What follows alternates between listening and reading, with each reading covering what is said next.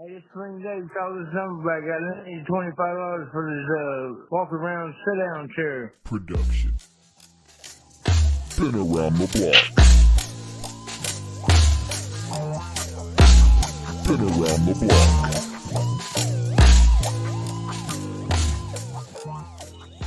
Yeah, that is much better. I like it a little bit shorter like that. That's pretty good.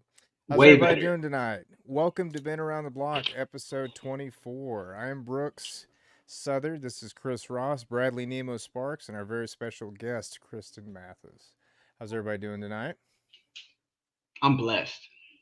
Yeah, hell yeah. I am How about very you, Mr. Ross? I'm doing all right. Good. So, Bro, when you talk, man, it sounds like I'm dazed and confused. which one? Dazed confused. He's like, I'm doing all right, bro. It'd be a lot cooler if you did, bro. Hell yeah. Well, Chris, you said you're not feeling good, but let's move on to our guest. How you doing tonight, Kristen? I'm good. Good. Well, thank you very much for joining us. Yeah, we're just gonna hop right in. Like I said, we kind of discussed with you off camera and stuff. We'll let you kind of share your story, but then as people comment, we'll kind of interact with the people who are watching live, etc. And this is going to be on Spotify, Apple Podcasts, etc. So let's hop in.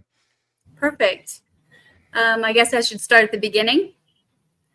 Really good place to start. Hell yeah. Yeah. I was born to a normal family, I would say. You know, my mom and dad are still married and they are not alcoholics. I have a brother. We were raised very like white picket fence. You know, my mom was a stay-at-home mom. My dad was the sole provider. My childhood was excellent. I was always a good student and made good grades, all of the things. And I always knew that there was something a little different about me, though, because I would need extra of everything.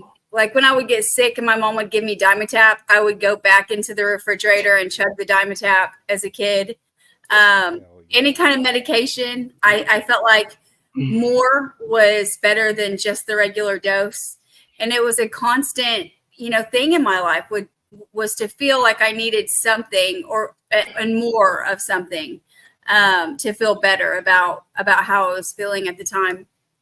About 15 years old, my parents took me and my brother to an all-inclusive resort in Cancun. And the alcohol was all provided. And there was these soap stars from England, from some other country, and I had absolutely no idea who they were, but the other guests did know. And so the entire time I was there, I remember all of the other people at the resort gawking at them and watching them, and they seemed to be living like this very lavish lifestyle, and I was in awe of that. Well, one night, me and my brother were walking around the resort, and these two soap stars asked us to have a drink with them. And I'm 15. I don't know the first thing about alcohol other than what I've seen on TV. So we went to play pool with them, and I ordered a drink, and I ordered a martini, which for me is the worst drink to order. It had like the olive in it, and it tasted terrible. And I just remember drinking them all night long. And I felt better. I instantly felt better about who I was. As soon as I drank that first drink, I had the confidence to talk to these people who were, famous in a different country. And I felt very cool and like I fit in. By the end of the night, I was absolutely wasted. And my brother, who is 2 years younger than me, had to help carry me back to our hotel. And my parents were watching from the balcony as we hobble along, and slowly it got progressively worse. 1 minute I've kind of like wrapped around him. The next minute he's kind of dragging me. And I remember that night, I was throwing up, and my dad, he sat in the bathroom with me and started smoking cigarettes and asked me if I wanted, do I want a cigarette? And what he was trying to do was make that experience absolutely terrible for me, so that I never revisited, It worked for a little while. We got back home. I don't remember drinking much during high school. But during my senior year, we went to South Padre for a girls' trip, and my girlfriends packed this huge backpack full of liquor. And I remember being very judgmental about that. And like, I'm not going to partake at all. You know, I'm just going to have a nice senior trip. My friends drove me back from that senior trip with alcohol poisoning in the back of an SUV. You know, I was just in the worst shape ever. And I remember just being laid out the entire drive, just moaning, making these terrible noises and being so sick and miserable from alcohol. And once again, it worked for another couple of years. The not drinking part. Whenever I graduated high school, I met this guy and ended up getting pregnant pretty soon after high school. And he was kind of a bad boy. He was a bad boy. He was this image of a guy that I had never dated before. My parents, you know, I dated very normal guys in high school, and I deemed them as boring. Like, they were just boring guys, and I wanted to live an exciting life. So I met this guy from the wrong side of town doing the wrong things, and we kind of hooked up, and I got pregnant with my oldest son very quickly. And I remember when my parents found out, they suggested that I marry him. My dad didn't know him very well, and me being pregnant I was probably the first person in my family that got pregnant before wedlock. And so they wanted me to like fix it. So we ended up getting married, and I thought he was just a partier, but he was in an active addiction. And when we got married and had our son, he became very abusive, and he would leave for days at a time. And I found out he was cheating on me with a lot of women. And I figured if I learned to do what he liked to do, then maybe I could get him to stay home, and we could be like this family. So he did pills. That was his thing. And I remember the first time I took half of a Lortab, I threw up forever after I took it. But after I did get sick, that euphoria feeling that I had, it was just like that same feeling I experienced when I was drinking alcohol those times. And I felt like, you know, like I had arrived. This was how I was supposed to feel. For someone who had never really felt well in her own skin, whenever I drank or used, I felt like I was who I was supposed to be, and I felt like myself. And after I took that first initial half Lortab, I'll be honest, I just kept pushing myself to do it. Even though I knew there was going to be that sickness, I knew that there was also that light at the end of the tunnel. And so I just continued taking pills, and eventually I was an addict. And it seemed like it happened before I knew it, but it was probably more of a slow progression than what it felt like in my mind. You know, Now, how old are you at this time? I was 20. When you got hooked on, okay. And how many kids do you have at this time? One. Okay. Yeah, my oldest son. And but that changed very quickly because we have 3 boys together. So very quickly I was pregnant with our second son, Brent, and then we also have a third son, Bryce. The abuse continued and nothing changed. The only thing that changed was the fact that now I'm an addict as well. He started committing crimes to get pills, and he robbed some pharmacies in the middle of the night. It happened to be a pharmacy that was very, during this time it had gotten robbed and some people had gotten killed, and it was that same pharmacy. So they investigated his case as though it might have been a part of that other string of robberies. Mm-hmm. And he had cut himself one time going in. I believe he went into the same pharmacy like 3 or 4 times. He cut himself one time, and they got the DNA off of the glass, and he ended up being charged for that crime. Jesus. So I just fast forwarded through about probably 8 years of my life, but that's because nothing changed other than the fact that I had more kids with him, and then things got progressively worse. And also other substances were now introduced. I started dabbling with meth cocaine, things like that. So- Whenever he got arrested and went to prison, the violence had gotten so bad that I decided that I needed to be done. I just needed to leave him. It didn't matter, all of his family were like, well, you got to be loyal. You need to stick by him. And I was like, no, this is not okay. And I'm not going to stick by him through any of this. I've got 3 kids. I am an addict. During our marriage, I was not really allowed to work. I would get a job and he would sabotage it, that type of thing. And so I'm kind of screwed at this point. Like, what am I going to do? And I remember having a conversation with myself in my head one night. And what am I going to do about the situation? And the only thing I could think of at this time was to find another guy who wanted to use with me, and that would help support my lifestyle. And that's when I met the father of my second 3 children. I was in a relationship with him for about 8 years. And the difference between him and my ex-husband was he was, what is the word? He had a job. He had a career and he was still using. Functioning.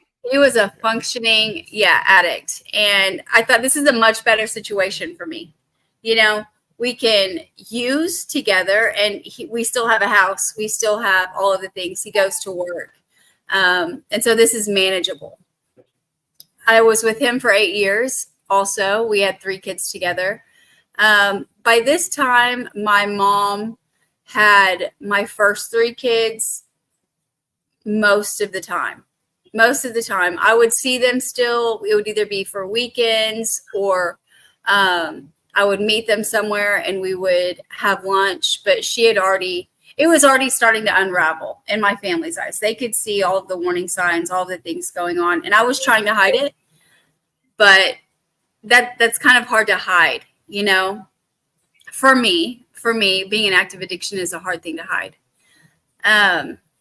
So we had our first son, Nathan, and things had already begun to spiral out of control. I believe he had lost his job.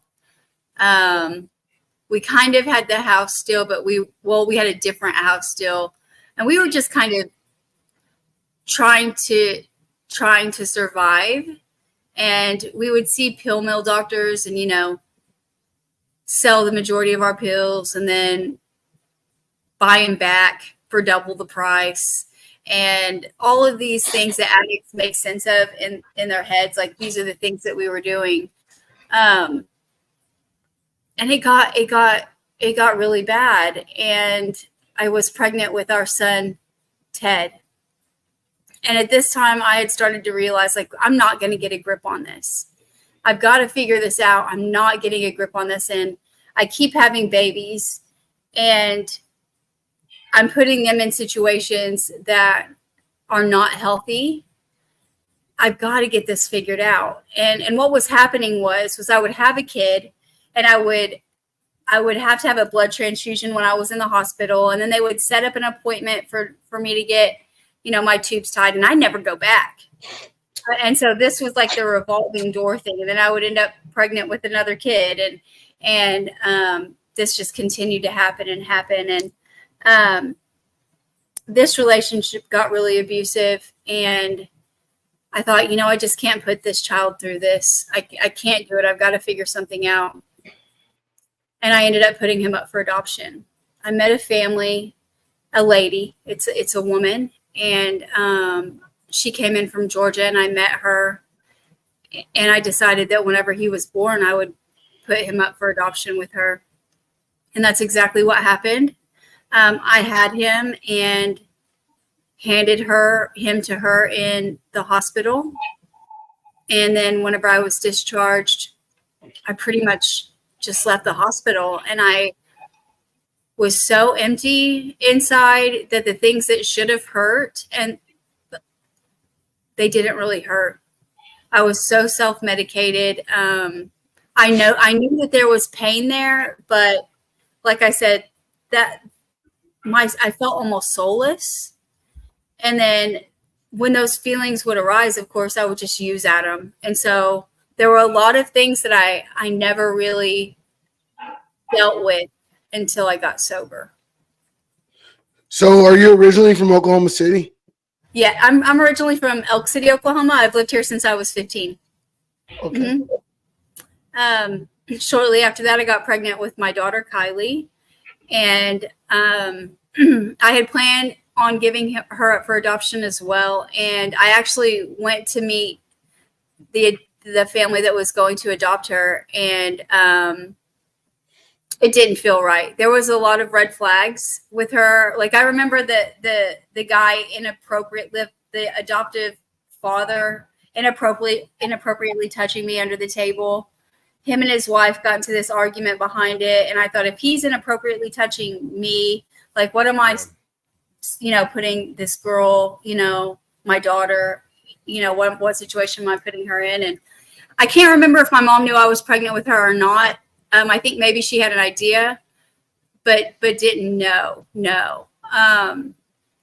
Whenever I went into the hospital, I was pretty beat up from my baby daddy. And I had prescription pills in my system, and they told me that I couldn't take her home.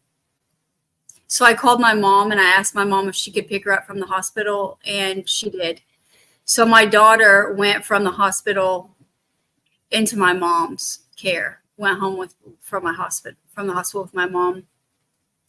It didn't take long after that. Like, me and my ex, it just fell apart. There was a lot of damage there too, and we split and went our own ways. And then my addiction had become even more out of control. I'm using pretty much everything at this point: drinking, meth, coke, heroin, like everything, And I remember laying in bed thinking, what am I going to do about this? I've got all this addiction. I have nobody to help me support it. Like, what am I going to do? And my bright idea was to become a drug dealer. I was going to start selling drugs. So that way I didn't have to depend on any guy, and I was in control of everything.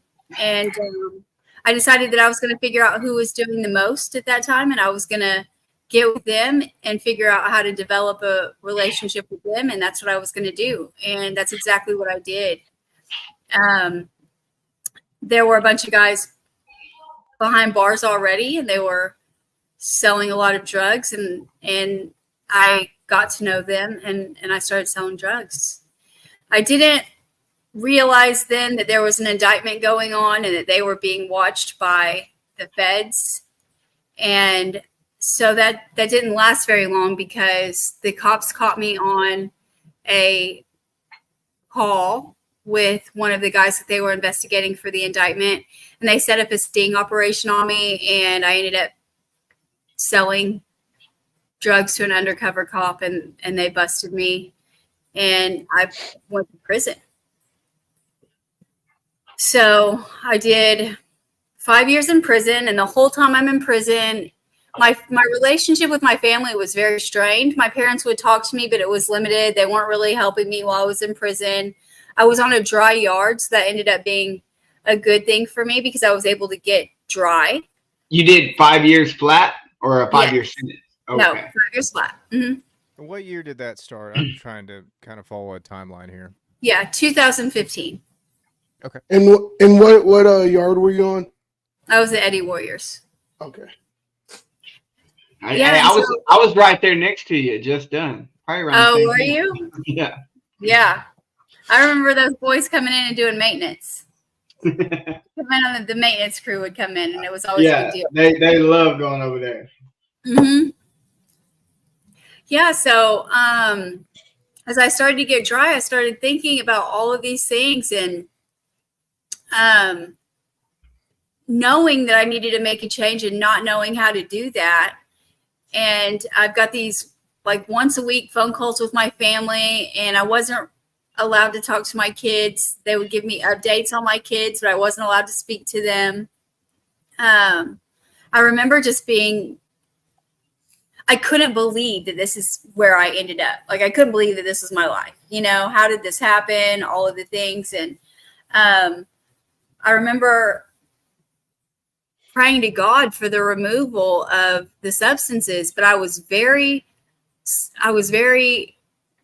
I only prayed away certain substances. I prayed away heroin. I didn't pray away alcohol because that's legal and I might want to drink occasionally. And I didn't pray for the removal of meth because I can sleep that off. You know, really what we need to focus on here is Kristen doesn't need to do heroin anymore, which is ridiculous. I had a problem with all of the substances. But that I couldn't really, that was the best I could do at the time. And I know now was, the reality is I wasn't ready. Like this was not my bottom. You know, as much as I wanted prison to be my bottom, it wasn't my bottom. My mom and dad killed me off, kind of, in the family. They raised my daughter believing that she was their child. They were mom and dad. My daughter didn't even know that I existed. They didn't know that my mom and dad had a daughter named Kristen. My other kids that knew me as mom, like I was a secret. And that messed with me a lot during prison. And I was angry at my family for that. I felt like they thought I never had a chance anyway. So they were just going ahead and getting it out of the way, you know? And so I just knew I've got to do something different. I've got to do something different. And in 2020, I got released from prison. And I was on an ankle monitor and I started off doing okay. I didn't drink or use for a very short period of time. But whenever I did start using, it was with drinking. I went over to maybe I was staying at my mom's house. And my mom and dad were making Tecates by the pool. And they're doing it secretly in the kitchen with my uncle. And I tell my mom, like, hey, I want a beer. And my mom's like, I don't think that's a good idea, you know? And I told her, Mom, I'm not an alcoholic. I'm a drug addict. I can drink. I just can't use drugs. And before. Yeah. And they have no idea, you know, and that was enough for them. And so they made me a beer and we're all out sitting by the pool. But with that first sip, the obsession started. I drank all mine immediately and my parents are like sipping on theirs. And I can't figure out like, why are they leaving half drank beer on the count? Like that makes no sense to me. And so I think I made some excuse to clear the table. And on the way in, I was like drinking the rest of theirs, you know, before I threw them away. And so my addiction started with alcohol whenever I got out of prison.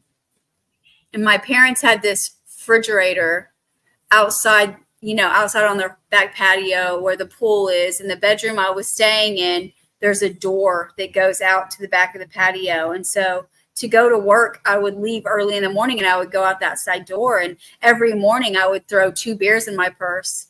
And I had Googled, how do I achieve the effects of alcoholism the quickest? And one of the responses was through a straw. You drink it through a straw. So I kept a stock of straws in my car. And every morning I would chug as fast as I could, 2 beers through the straw on the way to work. And then on the way home, I would pull over to 7-Eleven and I would do the same thing with White Claws. I would get 2 White Claws and I would sit in the parking lot and I would chug them as fast as I could. And then eventually, it started to get out of control. And the thing about prison is that I was not prepared for it. Even though I wanted to change when I got out of prison while I was in there, I get out of prison. My kids are taller than me. I don't fit in anywhere, I feel like. My family has moved on. And all of the years in addiction, combined with 5 years of me not even being around at all, my kids all have their stuff that they're going to. And I felt like I was going to work and then I was sitting in this room and I just felt so lost. I felt so lost. And the only way I knew how to deal with it was to drink or use. And I went to church one day with my parents and it was Mother's Day. I've got my ankle monitor on. I've got a row of kids, right? There's like 5 of them. A row of kids all in front of me and they're all mine. And this lady is up on stage talking about how, she had leukemia at 18. She had been with her husband since they were in junior high. And the treatment for the leukemia had caused her to not be able to have kids. And I'm looking at this row of kids that I've got, and I'm thinking, God, why would you bless me with all of these kids? A woman who I can't stay sober to save my life. These kids deserve the world, and I did not give it to them. I've traumatized them with all of my garbage. Why did you give me all these kids? And this sweet woman who's been with the same man since she was 14 years old, why can't she have kids? And I remember thinking, I wish I could help her. Like, I'm thinking about all of the different things. I'm thinking, none of these things are even possible because I'm a drug addict. Nobody's going to allow a drug addict to be a surrogate. Like, all of these crazy thoughts that I'm having in my head, and then, eventually the alcoholism led to the drug use. And eventually my mom and dad said, hey, you got to go. Like, we can't have this in my house. We've got your kids here. We're trying to provide them a life that, that you didn't, and you're not going to come here and mess this up for them. And so on to another abusive relationship. That's where I went to, was another abusive relationship where I could sell drugs and do drugs. And I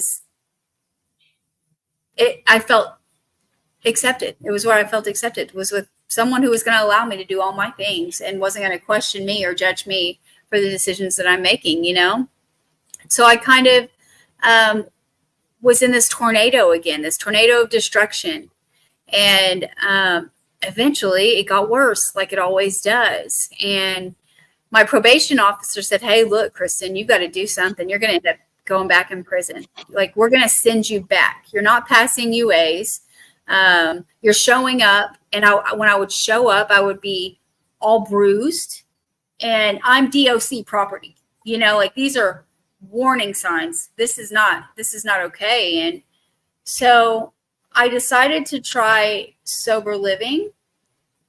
I left this abusive relationship and went into sober living. And the first one I went to was not a good fit for me. And I found my way to another sober living house that's well known. I don't know, am I allowed to say the name? Yeah, That you here, can say the sober Unity. living I house. found Unity here. Shout out And- Stacey Curtis. Yeah. I love And- Stacey Curtis. Happy birthday to Stacey too. Yeah, 23 years. Yeah, but I wasn't ready. So what happened was I go to Stacy's house. I'm still doing all of the same things. I'm selling drugs. I've got 3 cars parked in front of her house that have like Lamborghini doors and ground effects and all of these crazy things. And I'm thinking nobody knows, I'm using the prison tricks to pass UAs, all of the things. And it worked for about 30 days.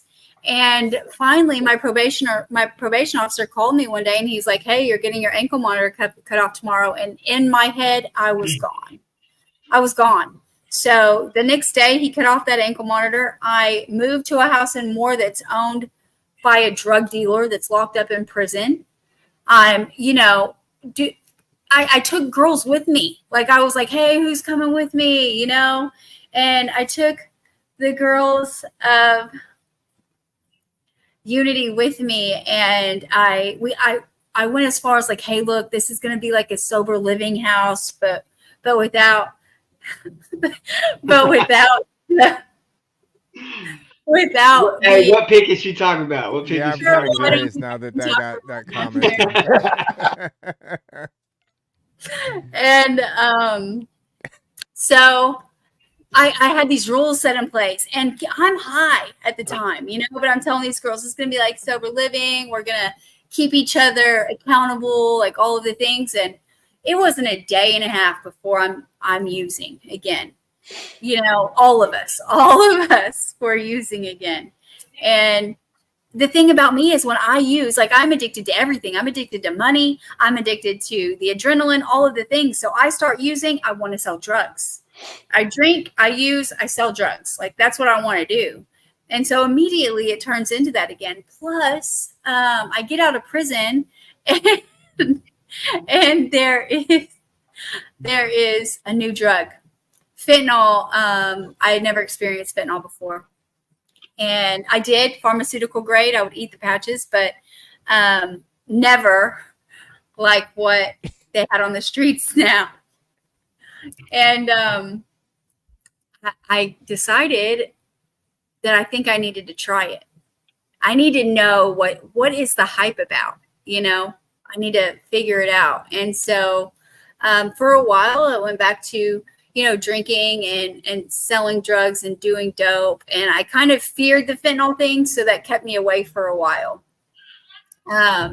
So wait, let me get. I'm just kind of trying to get back the timeline. What year is this? This is probably 21-ish. 21. Okay, cool. Mm-hmm. Yeah.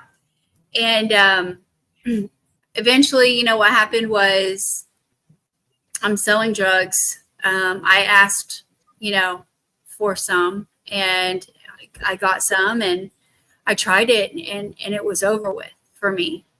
So I became hooked on fentanyl. And so I was using fentanyl and meth every day, all of the time. And that's like a death sentence today. It is. Man. It is. And I got arrested. And yeah, I got arrested. It would probably be close to the end of the end of 2021. Are And you still on probation at this time? no. Okay. No.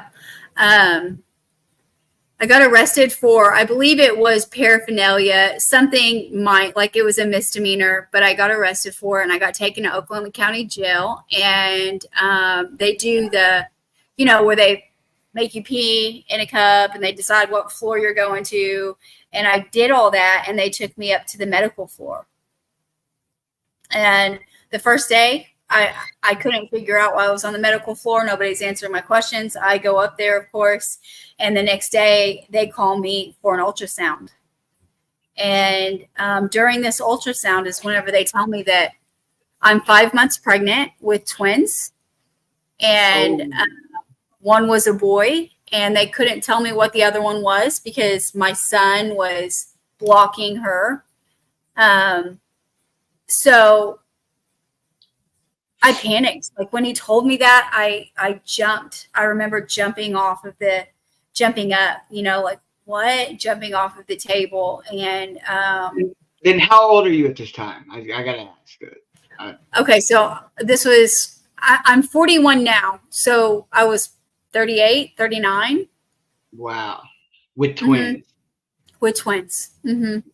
Wow. And I decided to come up with a game plan, because that's what I do is I figure out how I'm going to make, you know, this work. What am I going to do? And my first step in this was to stop selling drugs.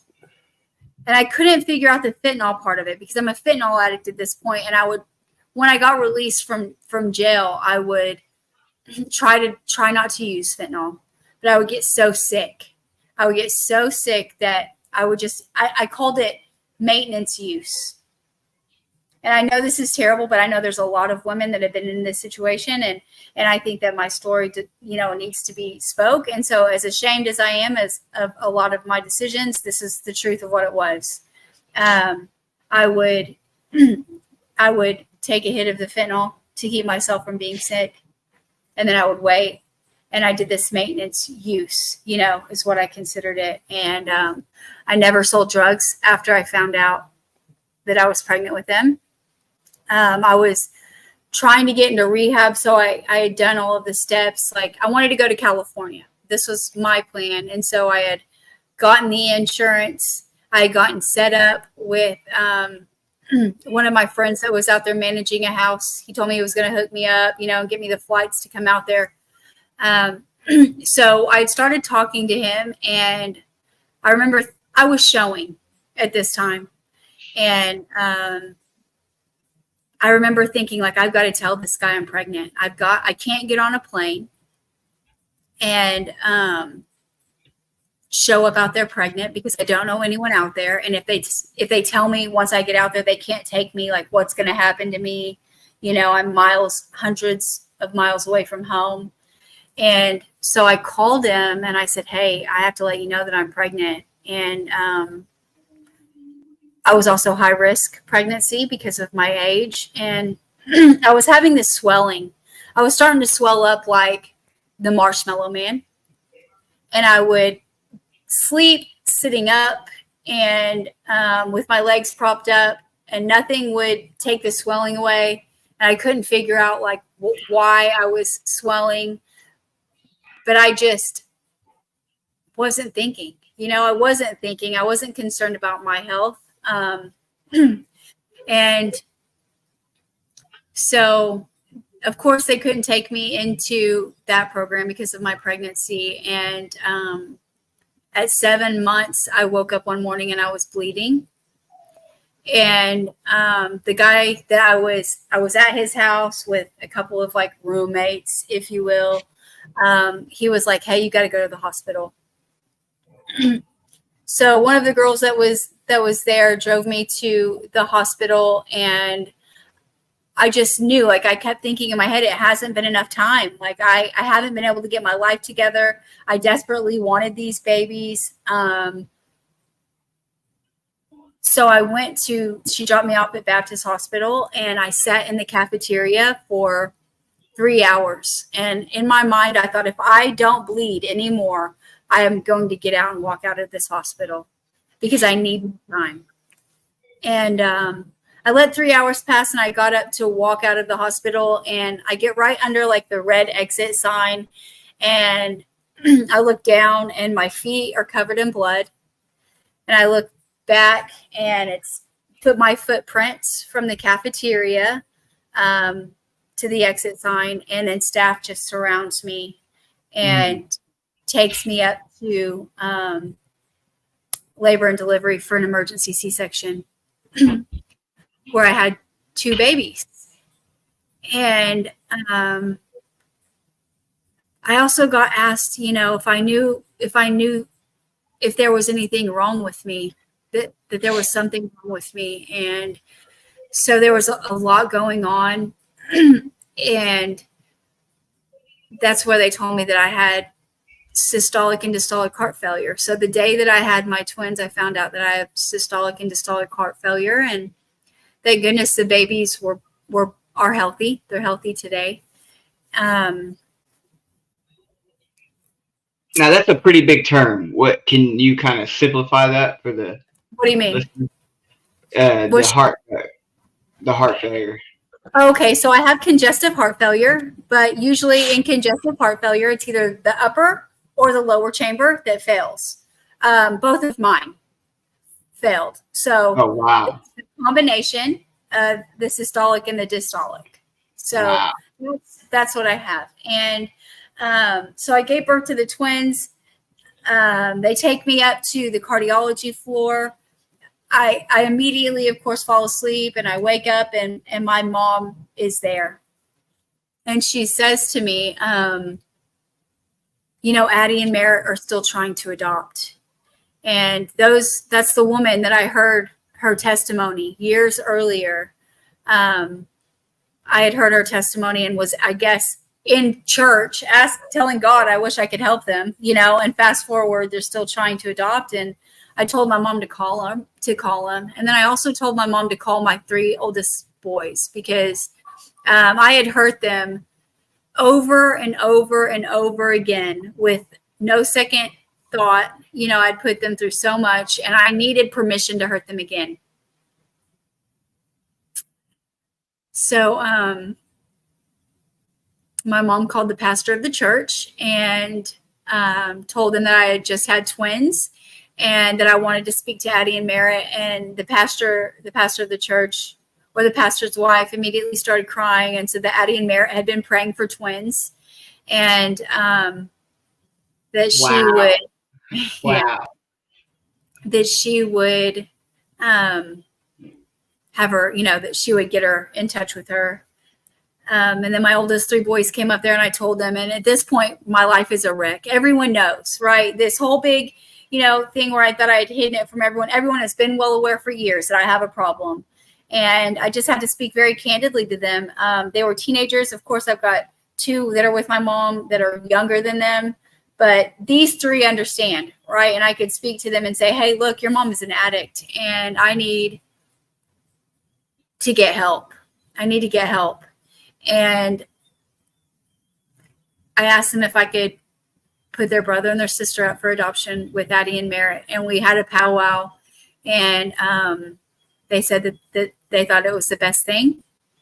Addie and Merritt came up to the hospital and met the babies, and I decided to adopt them. And did they name them?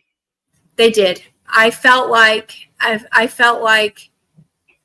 we talked about it, and I felt like if I'm giving these people that couldn't have kids, they've been together since junior high, if I'm giving them the opportunity to be parents of their own, like I'm sure I can imagine they had conversations like what they were going to name their kids and this and that, through the course of their relationship. And I wanted them to be able to have that. And if I'm going to bless someone with that, not bless, but if I'm allowing them to have the opportunity to do that, I wanted them to have the full experience. I wanted this to be there for them to get to do those special things that parents get to do, that reminds me of the scripture that God works all things together for good for those that love him and are called according to his purpose. Like what we make a mess of, I mean, God can turn it into beautiful things. And that's, man, that whole, I mean, that's like a movie right there. The way it flipped, that was, man. Yeah. So after that, I spent 2 weeks in the hospital at the cardiology unit, and I was depressed. I would like to say that that's where it ended for me, but my alcoholism and addiction like tried to maneuver things, right? Like, hey, can you bring me something up here? And God just kept like slapping those things down. Like I would make an attempt and it wouldn't follow through like at all. And I remember laying in my hospital bed and looking up at, like laying flat and looking up, and I feel like I'm looking at God and I'm like, okay, God, I give up. Like I give up. I'm willing to try something different, my cardiologist would come in and pray over me every day, and she would ask me if she could pray over me. And I believe in God, but I'm shut down, at this point I'm shut down pretty much. And I would allow her to pray over me. And I remember her sliding me this pamphlet one day, and it was these old people, they were like in their 90s, right? And it says dealing with heart failure. And I'm thinking, this is where I'm at. This is what I've done to my body. There's these two old people. They're like in their 90s on this brochure holding this bag of healthy groceries. And, and this is me. And she said, Kristen, if you don't ever use drugs again, you probably have 5 years left to live. So you need to do something different. And I decided that I would go to rehab. And I left the cardiology floor of the hospital, and I went to Landmark. I needed to be someplace local so that I could still have my weekly visits with my cardiologist and all of the things. And so that's what I did. And I remember being so broken. Like, I know I look like a wreck. I had a C-section that was done. I was swollen. Like, I was just in really terrible shape. I was very, very weak. But as soon as I walked into the door, I remember telling the guy that did my intake, I said, you guys have 24 hours to make some magic happen, or I'll walk right through those doors, because I was scared. And I didn't think that I could do it. And I got there, and it ended up being okay. And I felt safe. And they would take me to my doctor's appointments, and it was crazy because all of this is so new to me, and I'm having to like have my blood drawn at the lab, and they're like having to like speed to get to the hospital. Like, it was just a lot of crazy things going on. And sometimes I was so weak I would be in a wheelchair, and I just kept thinking that I've got to give this as much. I have to give this as much as I was giving my addiction. I have to give this a try. A doctor tells you that you have 5 years to live, and that's if you stay sober. What is it that motivates you to want to live those 5 years? What was it that gave you hope in that beginning? You know what I'm saying? Like, In the for beginning, me, I would in that mindset, I'm like, okay, well, I'm just gonna ride it to the wheels fall off. Then you tell me I got 5 years to live, I'm gonna keep using. I'm gonna make it 2. You know, that's so. What was it? it was my kids. It was my kids that I had never given the effort to.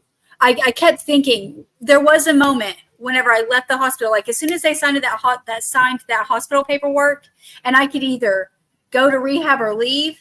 Like there was a moment where I was battling that. Like I could just leave. I want to go to a hotel room, and not feel anything. And in fact, the ladies that were involved in my adoption, they were trying to, help guide me with this. And I remember going downstairs, and I just remember thinking, like, my kids, how would they feel knowing that I had just placed their brother and sister up for adoption?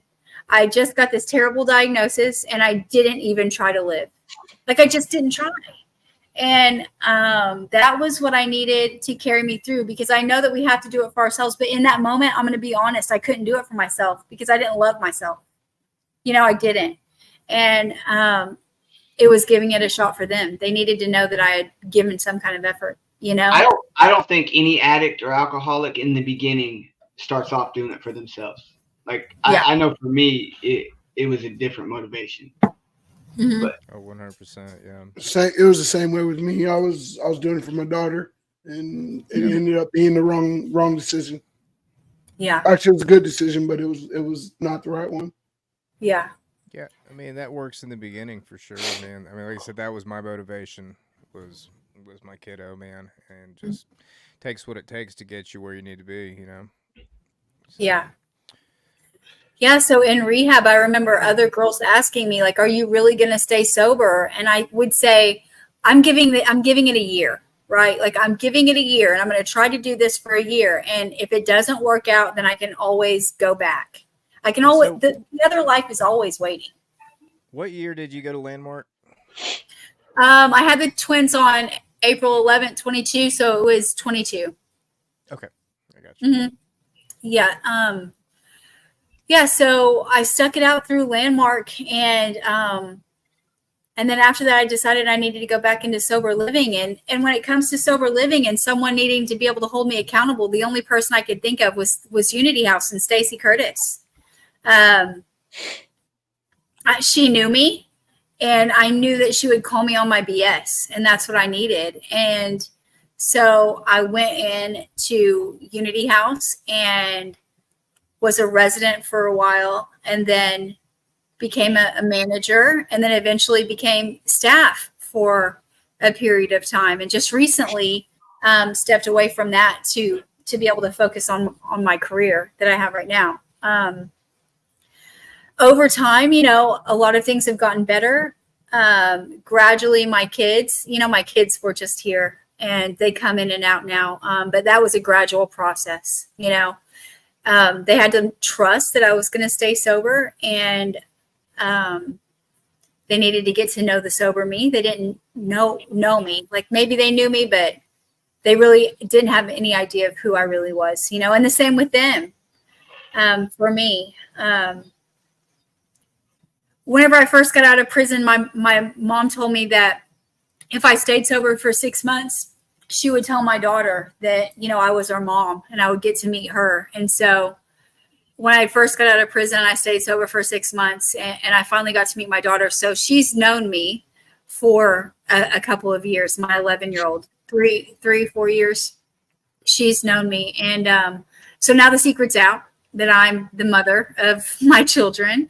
And my son that's adopted in Georgia, I get to see him. We just went on a cruise with him this past summer, and my kids have been raised with him as I've been out. My kids have been raised knowing him, and they all get to be siblings. And so, there was a lot of things to push through. I wasn't allowed to work my first 6 months of being sober because of my heart. And I don't know. I don't know why. Maybe it was my kids, but why my fight that started out kind of weak, it became so strong, right? And now I want to live. And now I want to, now I'm starting to love being sober, and I want to experience, more of life like this. And at this time I have this 5-year cap, right? Like you might have 5 years. And what I knew was if I was going to spend 5 years, if I had 5 years left, then I wanted to spend those 5 years being sober. And eventually my heart started to improve.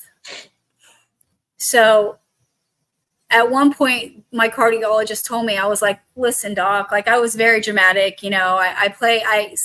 I'm dramatic sometimes. And I remember sitting back in the chair at the cardiologist, and I've got my hands by my arm. I'm like, listen, doc, what's it looking like? And she was like, Kristen, there's nothing you can do. Like your heart is damaged. Your heart is not going to repair itself because it's the upper and the lower chamber. This is kind of it. Like you need to be prepared for the digression, and but the longer it didn't matter. Like this is how I wanted to live, was sober. And eventually my heart started to heal. And now my ejection fraction, which is how a cardiologist judges if a heart is healthy, my ejection fraction is just as good as any of y'all's. I have the ejection fraction. My ejection fraction is 55%. That's the normal ejection fraction of someone who's never used, who's never done drugs, who's never done those things. Yeah, nice. Praise God. And now, my passion is helping all people that are struggling with addiction. It's what I do for work. I get to help people that were in the same situation that I was, get into rehab, different rehabs across the country, and women, women. I am a girl's girl now.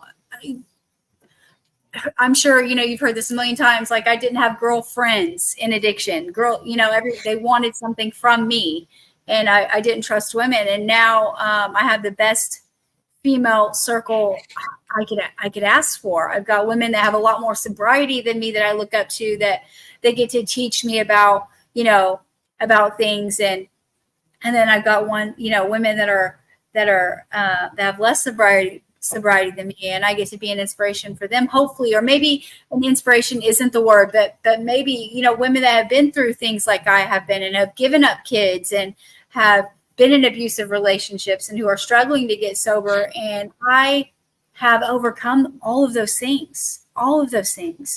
And I want to be able to share my story, because maybe hearing what I have to say will give another woman the courage to do something different. I don't know. That's what it's about.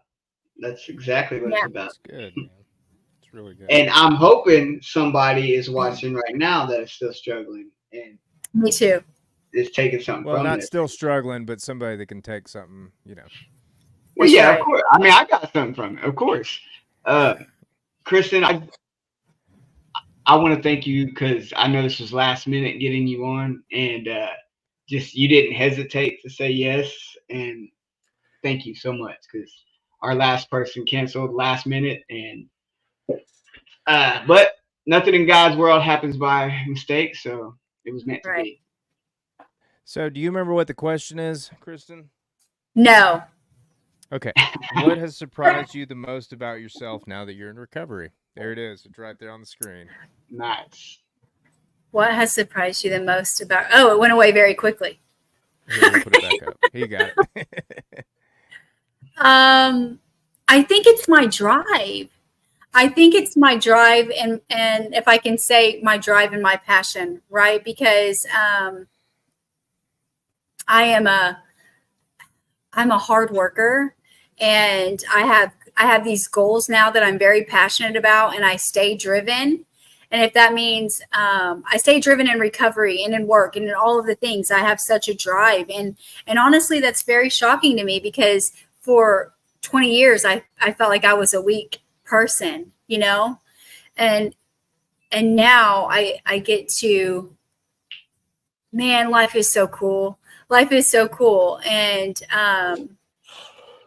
I get to, it's drive, my drive. Yeah. Having goals, reaching them, setting another goal. Like these things are things I'm not used to, you know? And that's been very surprising. That's awesome. And this has been very powerful. We really do appreciate it. And like Bradley said, Nemo said, whatever he wants to call it. But there's no accidents, man. This is, I think it was definitely meant to be for you to be on here. Now, I gave you some examples of some of the other questions. Have you got a question for our next guest? I have a question. What is it? Besides stopping whatever substance you were using, what is the most beneficial change you have made in your life since beginning recovery, and why? Oh, wow. We usually don't get in-depth questions like that. I like that. I like that you took the time to think that through. Yes. Brooks, you getting What all other that? change? I'm gonna have to ask the second. I'll put it in So there. it's besides Okay, stopping using whatever substance you used.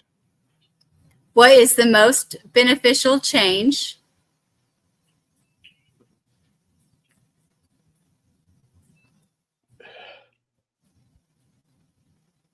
you have made in your life